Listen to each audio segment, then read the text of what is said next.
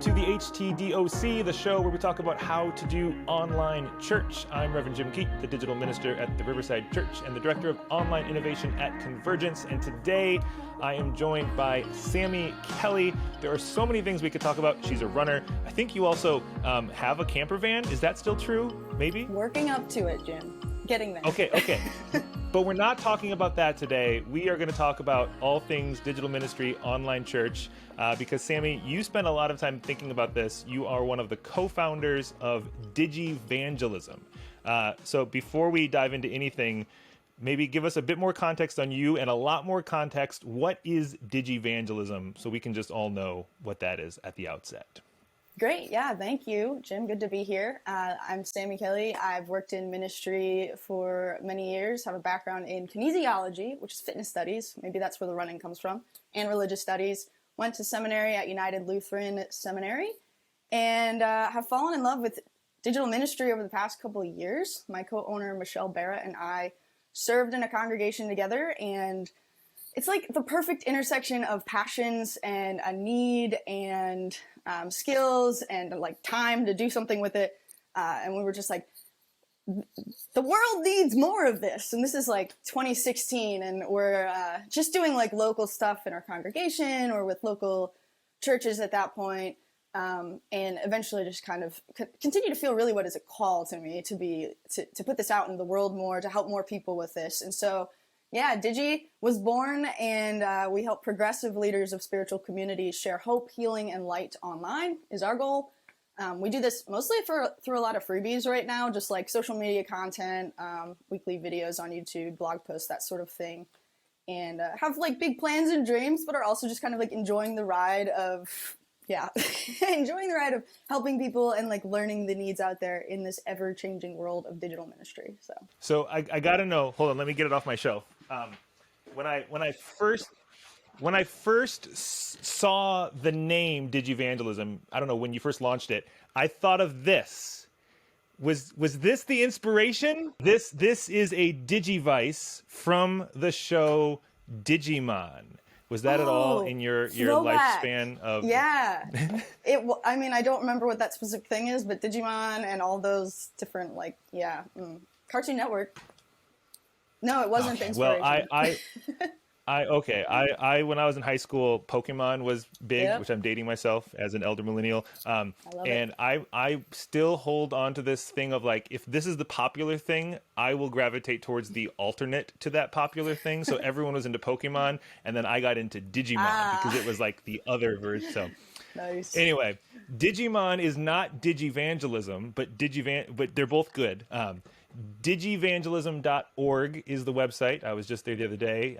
Lots of great content. Follow them on all the platforms. I'm a big fan of everything you're doing on TikTok. It's a lot of fun over there, especially. But you've been doing this Digivangelism stuff as Digivangelism. You've been doing it prior to that for, over a year. I think you said a year and a quarter earlier. I think it's coming up on, I was looking at your YouTube channel, like March 2020, I think was your first video or something. So you're coming up on 2 years, not far from it. What have you learned along the way, or what's kind of just surprised you most after almost 2 years of making this sort of content available to people? Good questions. I think learning and surprising are two different things. So I'm going to kind of tackle them separately here. So learned, first of all, I think you can probably speak to this too. Like we're all always learning with digital ministry because it is always changing. You're never like 100% on it. And once you are, it moves. And so that's just kind of how it is. So we're always learning things when we're putting out content. But as far as our ministry and putting it out there for people to watch on YouTube and read our blog posts and stuff, we've learned how important it is to be really clear about the kind of people that you would like to, share your material with. And I do think this kind of connects with churches too, because for us, we put it in our mission that we're helping progressive leaders of spiritual communities. When we first started, we were just like, people will know that because they know kind of like what denominations we're in. They'll know like, the kinds of things we're talking about. They'll get the picture, whatever. If we help other people in the process, that's fine. And that's still fine, but I think there are ways that you can, I think being really clear helps people feel safe because they just kind of know where you're coming from. They know what values are important to you. How you read scripture is a big one. And so to put that out there for us was really helpful, even though really nothing just changed on our end as far as like who we are. But I think it's a good model for churches to know that, people need to kind of know who you are, and don't be shy if you have values, if you have, ways of seeing the world, of just sharing that and being real with people so that they can connect with you on that level. And then as far as things that surprise me, I'm constantly surprised by this. And Michelle and I, we're talking multiple times a week on Digi stuff. And every time we talk, have a meeting, we start the meeting with, why we exist, our mission. And we think about the people that we want to be effective, not just the leaders who we're trying to help and teach, but the people that those leaders are serving, are helping with their content, with their ministry, with their lives. And I'm constantly surprised by the disconnect that's still out there as far as people's use of social media. And I'm a millennial user of social media, so like I'm in it as Digi, but I'm also like, scrolling TikTok for fun, and like I'm in this world, and I see people engaging in this digital world, and then I see the fact that so many leaders with such good hearts and ministry and mission just aren't trained for it. They don't know what to do with it, and it's sad, but it's also kind of inspiring for me to want to, we want to continue this work and bridge those gaps as much as we possibly can. And that is one of the unique challenges, I think, because especially in the past 2 years now, since 2020 started, so many people have been thrown into this when they weren't before. So the breadth of the demographic of people who are trying to engage digital platforms is different than it was, 5 years ago, when it was just the geeky tech, young people who like Twitter. Yep. Now it's like everyone's figuring this out or asking questions about it. So for some people, it's just the simplest little reframing or retuning, and others, it's like, now we're really going to dive in deep. I mean, I think one of your recent videos, you had things on like, what web hosting platform should you use? That's a bit more super user than, how to set up your Facebook page. But they're both necessary because there's such a spectrum of need out there for this. Such a spectrum. And it makes it the question of like what to do next, and like what to do at all very interesting, because you kind of need to gauge, okay, well, where are you starting from? Like, do you have a website? Do you have a Facebook page? Because some people like would laugh at that and be like, well, duh. But other people are like, no, I've been dreading this moment. I have to make, it's like, so it's really a spectrum. Yeah. Yeah. The assumption, you can't just assume everyone has all of this. It's got to be, and that's where it always needs to be so contextual. Like I often, I do these kinds of things where I talk with lots of different faith leaders, churches, people like you, others, but probably the person I talk to maybe the most about digital ministry stuff is my 74-year-old dad, who is a retired Missouri Synod Lutheran pastor. So he doesn't fit the progressive umbrella that we're talking about. But, we still hang out every couple weeks or so. And he's, volunteers at his church he's a part of, and he has all these questions about technology and digital stuff. And it's like, okay, let me reframe how I'm even going to think about this, because I'm talking to a 74-year-old and he's my dad. So there's a whole lot here. And it's very interesting, to say the least. But I'm sure you get a lot of that too. But how did you kind of stumble into this? You mentioned, Digi's been around for almost 2 years. You were doing it locally prior to that. How did you just kind of find yourself scratching the itch of digital ministry and online church? Yeah, I mean, like I said, it did start with like the local congregation we were working in. I think it's just a matter of filling the need at the present moment and seeing that, okay, at that point we were mostly focused on Facebook, and it was, where are the opportunities to connect on Facebook? All of our people are on Facebook already. How can we train them to share what they're doing in their ministries well? Because in that community we had a lot of different leaders doing a lot of different things. So it was like, great. Can we give them some leeway to, make their own posts and share that work? So it was like, yeah, we can do that, but we should probably train them. And so, helping people in that local level, and then other churches kind of being like, hey, we see what you're doing. That's cool. Can you give us some guidance? And then you run into that spectrum thing where we realize, Michelle and I realized, like, okay, so they don't just need Facebook like we just talked about. They actually don't have a website. So we need to kind of steer that path. And then someone else is like, hey, what about Instagram? Like, I've heard about this. It's like, yeah, okay, let's go there. So there's so much, like you can't get to it all. But just continuing to put that out there and realizing ourselves, that the internet can help us reach more people with that work as well. So, but where did you even get the itch of like church plus internet is something that I as a human want to tinker with? Like, were you the seminary student who was live tweeting your seminary classes, or what is it that just made this the water that was so natural for you to swim in? Like, how did Sammy Kelly fall in love with online stuff? It must be just like a product of like being a millennial and like being in it,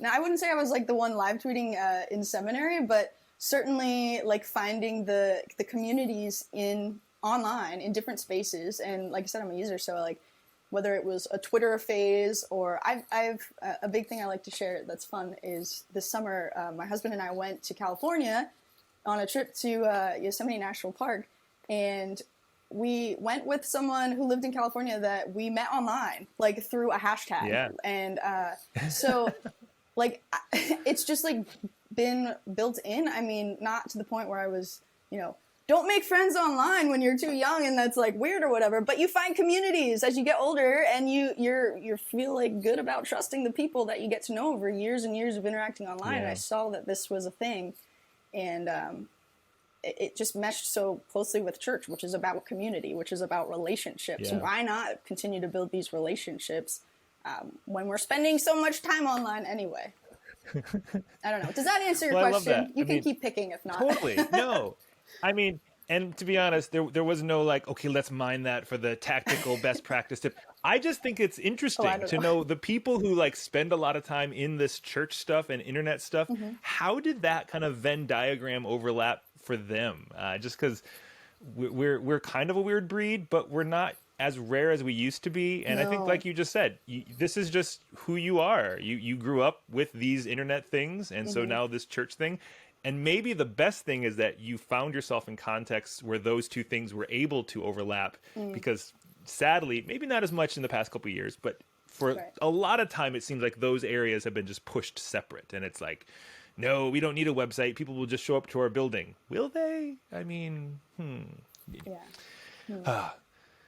So looking ahead then, you've spent a lot of time analyzing the surveying the land of online stuff and church stuff. What do you think's coming next for all of this in digital ministry and online church? No pressure. Tell us the exact right answer now.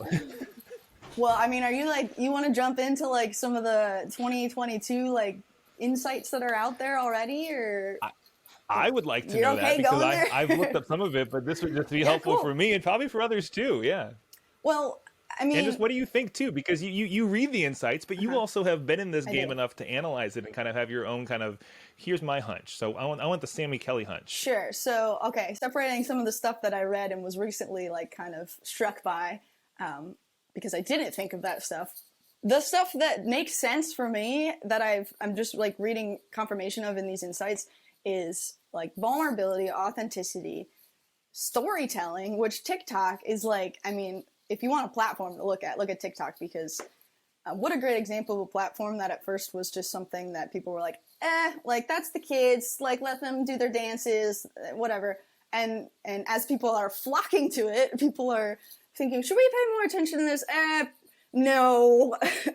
But eventually, I mean, at this point, I would say like all generations are on TikTok. I follow people of all generations on TikTok using it well. And they're not like production studios making well-edited masterpieces. These are people holding their phones, telling a story, being authentic, like connecting with people like we're doing right now, or you would do with anyone in the room. And that just doesn't feel very like mind-blowing to me, because that's, again, as a user of the internet, it's just like, okay, yeah, that's what people do. But it's such a important piece of it for someone coming in new to digital ministry to realize like, this is not a show. It doesn't need to be a show. This is about connection, and TikTok is a good place to learn about connection in a real way, I think. So that's one. That's great. Yeah. That's a that's a big one. I mean, because you packed into it, vulnerability, authenticity, storytelling, just as things that humans gravitate towards, always have for at least what 6,000 years, or as long as there's been Right. humans on the earth. Uh, and then TikTok as a particular platform really caters to vulnerability, authenticity, storytelling in such a natural way. And I'll be honest, I was skeptical of TikTok for a while. I can technically claim to be an OG user because I had an account for Musically back before it Ooh, became TikTok. Yeah, OG for but only sure. because my niece got me on that one Christmas, and we made some weird music videos I love together, it. and then I forgot about it. And then I was at South by Southwest the year that TikTok like hit the map, and I was like, no, it's that dance thing. I'm never It's no. And I'm back. like, oh, I was there when it was becoming a thing, and then I was still just skeptical, and then it's been seeing so many other adults Yeah. using it for different like there's something here. So I think you just hit it with authenticity, vulnerability, and storytelling. That is definitely three things we should think of in any platform we're using Right. online, but TikTok is a platform that builds that into it so naturally. Absolutely. Ready for another one? Oh, please, yes. Okay. So I'll put the word out there and people can like shudder a little bit, but the whole like meta thing. I know, but so Sammy Kelly hot take is just what you just said about TikTok. Don't throw it out the window yet. I mean, just pay attention. And I think we, especially as people who do digital ministry, we can be so overwhelmed with like all the platforms out there, all the things. Oh yes, I love it. He's already in it. He's paying attention through the VR. Oh, it's so great.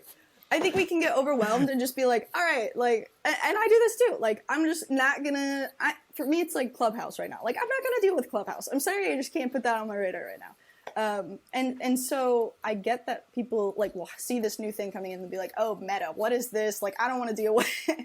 I don't want anything to do with this. Keep me like where I'm at. But like, just pay attention. Like, you don't have to jump in. I'm not saying it's where all the Bible studies should go or whatever. But I just don't. I'm already seeing people like scoffing at it, and it's like if people are gonna flock there, just notice that, and whether you love it or not, like try to be a little objective about what's happening. So, yeah, I love that you had the VR. That's a good Sammy Kelly hot take because people have all sorts of opinions about Facebook, or now known as Meta, the mothership, but even Facebook, the social network. Oh yeah, for sure. And I think regardless, you don't have to just go and buy a Oculus Rift, or now they're called a Meta Rift. I think they've changed the name on it. Wow. But it's paying attention to just that this is a thing in the world now, and don't do what I did to TikTok. Pay attention and give it some.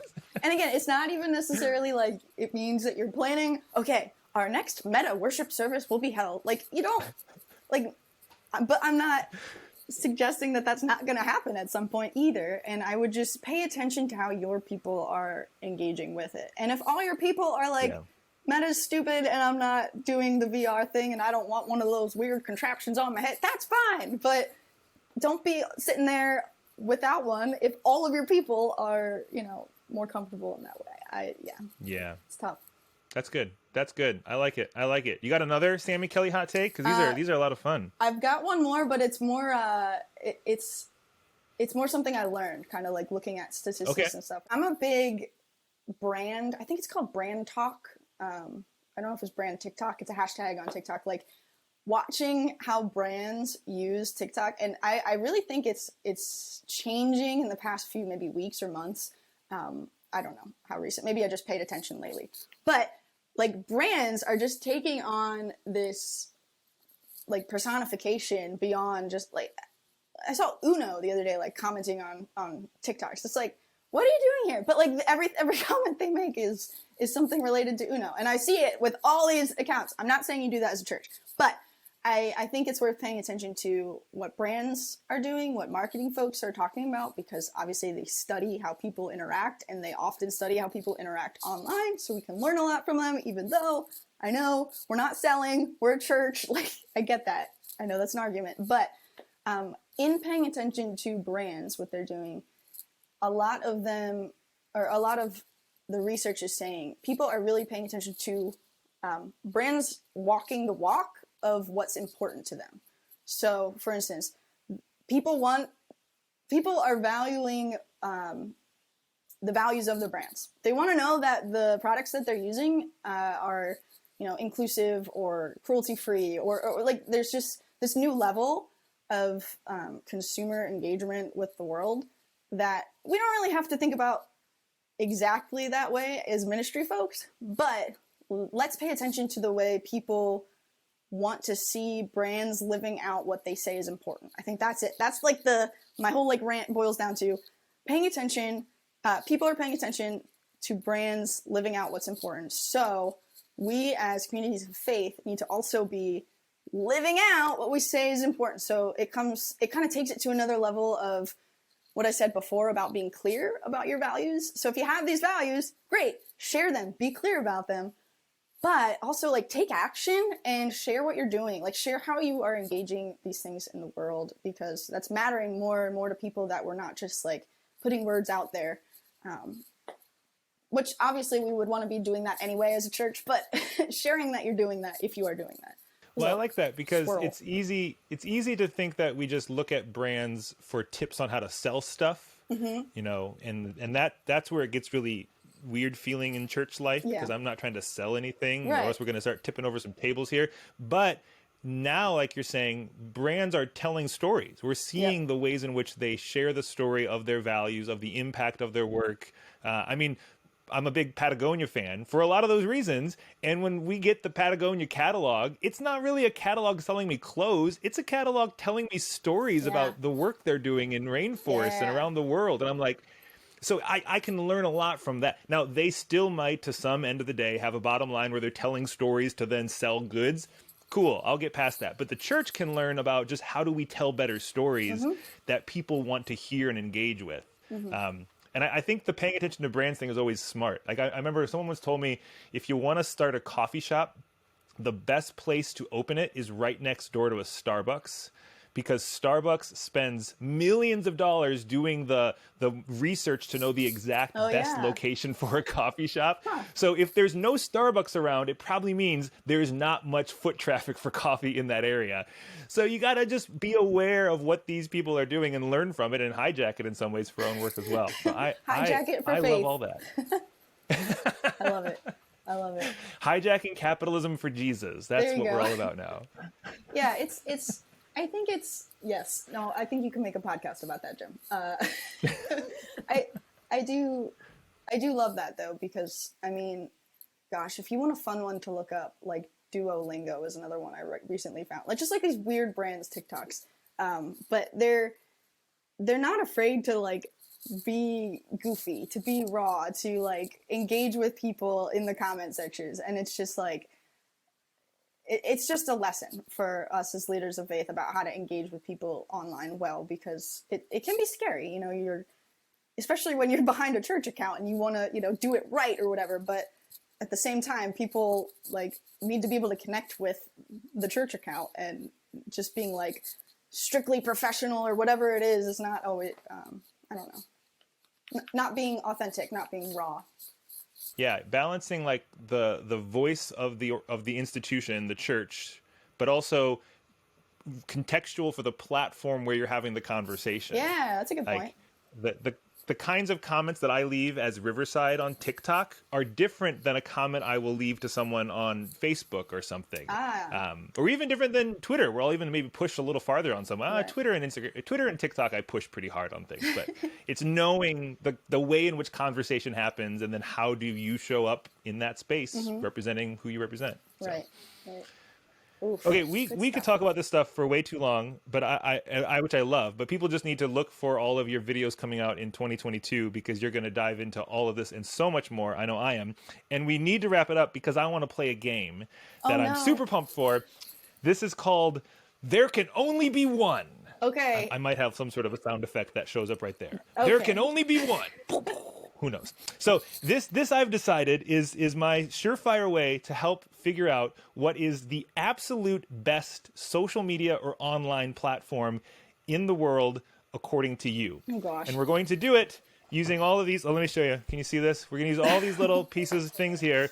We're going to do it all NCAA tournament style. So I have 16 of the different social media platforms, and you are going to just, in gut reaction, pick one of them, and then the winner moves on to the next round, and the loser, goes home. So here we go. I'm just going to draw them randomly. We're going to start. Okay. Reddit versus Slack.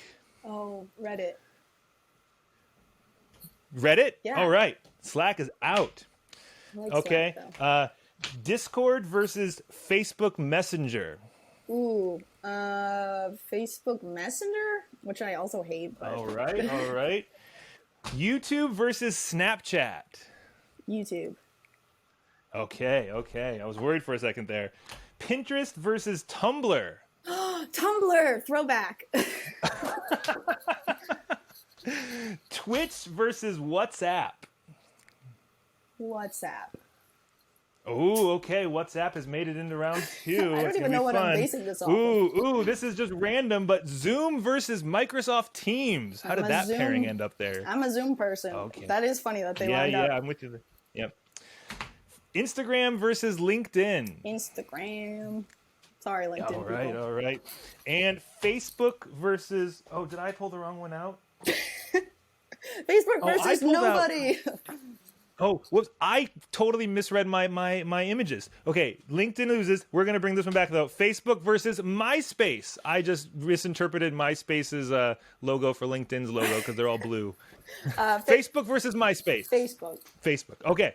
All right, we are now down to the Elite 8. Okay. We have to do another round to get these going, but now you forced these pairings, so this is all your fault. If you're like, don't make me choose between my beautiful babies. Is there like criteria I should be using for this, or I'm just... Yeah, no. It's all relative anyway. Okay. So here we go. Okay, we're round 2. We have WhatsApp versus Reddit. WhatsApp. Okay, final 4 for WhatsApp. Not bad. Instagram versus YouTube. Oh no. Instagram. What? I'm sorry. It has a lot of capabilities. I know. Okay. Zoom versus Facebook Messenger. Oh, Zoom. Let's get rid of Zoom. Messenger. Oh, wow. Okay. I don't like Messenger. And Tumblr versus Facebook. Facebook. Sorry, Tumblr. Oh, you said Tumblr? No, I said Facebook, and then I apologized to Tumblr. Oh, you apologized to Tumblr. Facebook. Okay, final 4. Here we go. We're down to the final 4. So we're going to start WhatsApp versus Instagram. Instagram. Okay. And then we got Facebook versus Zoom. Facebook. Okay, final round. Oh, Mark Zuckerberg is monopolizing Sammy Kelly's life. Facebook versus Instagram. Which one is it going to be? Dang it. Aren't they like the same? Can I just like say that they're the same thing and there is no answer? The limit does not exist? There can only be one. I'm going to go with Instagram. I'm sorry. That says where my heart is. Instagram's the winner! Oh, dun, dun, dun, dun, dun, dun, Are you doing this with everyone? Because you should then like put the answers, the ultimate answer for like all of these people that you interview at the end somewhere and be like, here's what the final vote was. Also, where was TikTok? Oh, I just realized it didn't come out. I made more than 16, but I only dumped 16 into my thing. So Clubhouse and TikTok both are in the other. Yeah, so okay. Sorry it didn't get into your top notch here. It probably wouldn't have won, but it's good. Well, you didn't know it, but all the stuff we talked about digital ministry, it just came down to that game, and that's the answer right there. Just get on Instagram, everybody. Think about that for the next 3 weeks. No, it's okay. It's good. It's fine. Oh, well, Sammy, thanks for hanging out. Thanks for talking about all sorts of, sometimes random, but I think mostly 95% really incredibly helpful things. The random stuff was just when I ran over to get my Oculus Rift. Everything else that you did was perfect. So that's fine. I'll take it. I like random. Any things people should know? Digivangelism is at digivangelism.org. Anything else people need to know to find you, find Digi, find all the stuff you're doing in the world? Nah, just come hang out. Let us know if you have questions. We like to make content based on what people are actually curious about, so don't be shy. New video every week, right? Every week on Tuesday mornings, yeah. I get the blog emails now, posts. so that's the way to do it. Just go to the website and get the emails. It's the easiest way Yes. to know there's a new something. Yep, we'll always let you know. All right. Thanks, Sammy. We'll talk to you again about all this Digi online church stuff again soon.